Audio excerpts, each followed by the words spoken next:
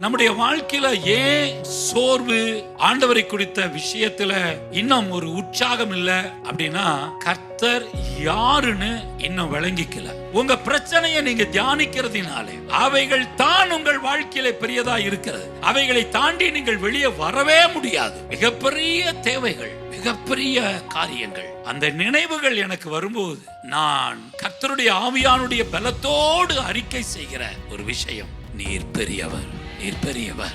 எல்லா இடங்களிலும் ஒரே வார்த்தை, நீர் பெரியவர். என் நிலைமையை காட்டிலும் நீர் பெரியவர். என் வியாதியை காட்டிலும் பெரியவர். என்னுடைய பிரச்சனைகளை காட்டிலும் பெரியவர். என் தேவைகளை காட்டிலும் பெரியவர். என்னுடைய பண கஷ்டத்தை காட்டிலும் பெரியவர். என் அதிகாரியை காட்டிலும் பெரியவர். கர்த்தாவே, நீர் பெரியவர், நீர் பெரியவர், நீர் பெரியவர். உலகத்தில் இருக்கிற எல்லாவற்றை காட்டிலும் எனக்குள் இருக்கிறேன். என் கர்த்தர் பெரியவர். என்னை குனிந்து தூக்கினார். நான் பெரியவனாய் இருக்கிறேன்.